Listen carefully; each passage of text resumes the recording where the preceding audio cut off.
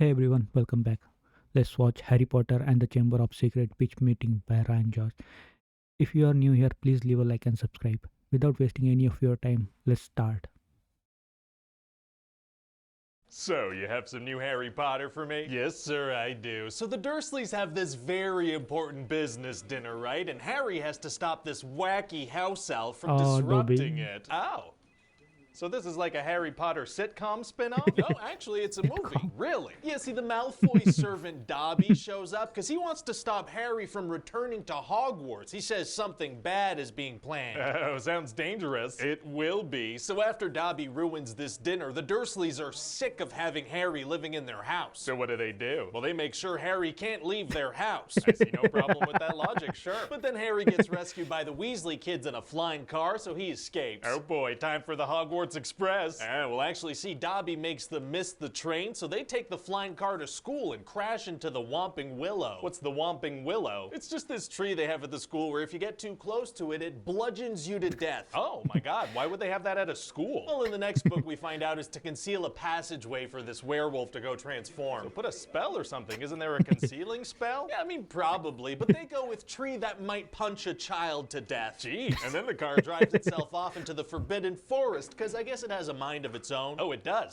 Yeah, well, wizards seem to have this casual, godlike power to spontaneously create life. power. Like Ron makes a bunch of slugs, Malfoy makes a snake. Oh, that has massive moral implications. No, it doesn't. Oh, all right. So there's this new defense against the dark arts teacher, Gilderoy Lockhart, right? And what's his deal? Well, he's this super famous wizard who wrote a bunch of books about his encounters with dark creatures, except he's a fraud. He didn't do any of it. Why would a celebrity accept a job teaching things he doesn't know and risk being exposed? I don't know. Well, okay then. So anyway, throughout the school year, there's this mysterious monster going around the school, and it petrifies some students and a cat and Hermione and a ghost. Oh no. Yeah, and so people are trying to figure out what it is, right? Wow, well thank God they have those talking portraits all over the school. One of them must have seen something.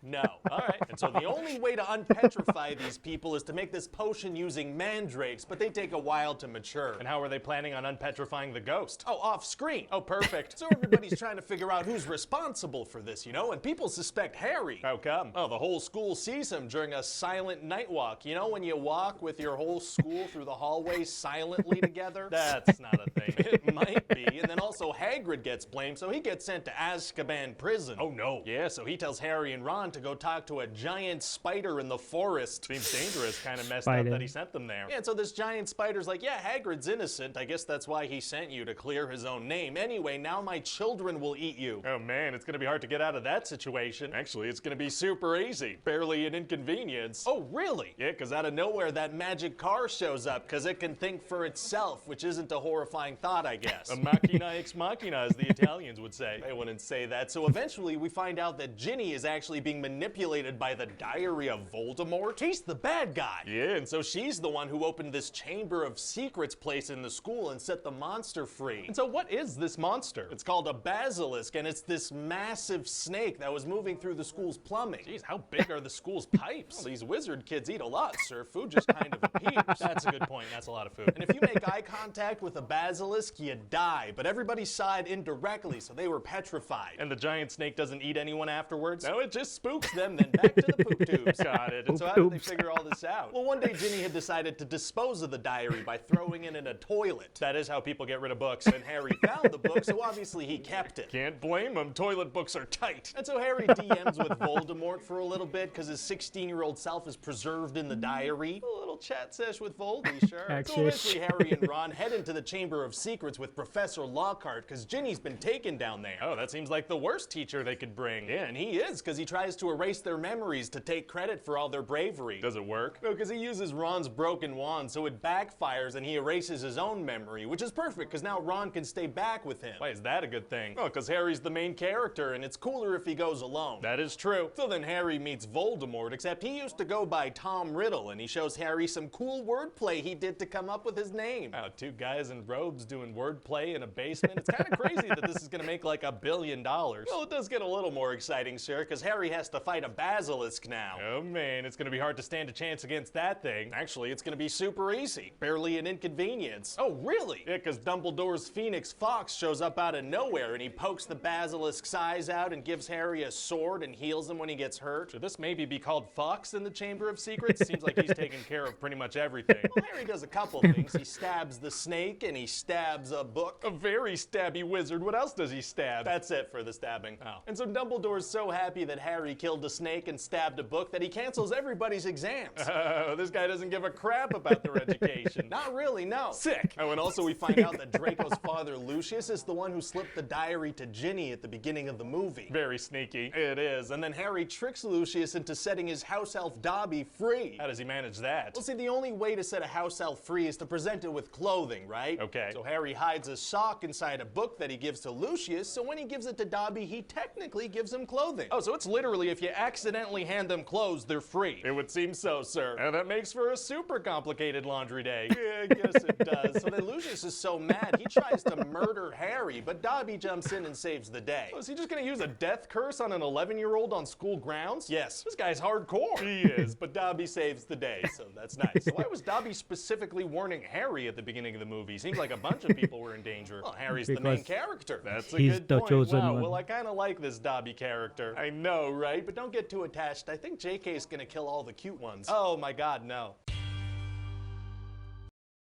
Yeah. The saddest moment. Harry Potter. Well, this is one of my favorite Harry Potter movies. In these movies, we get to know Dobby, we get to know Parseltongue, and the animation was far ahead of its time. Well, fun fact about the animation: Richard Harris, also known as Dumbledore, for the first two movies, really thought that the bird was real, the phoenix bird. And as usual about the pitch meeting, it was hilarious. Hats off to Ryan George, and thank you, you all,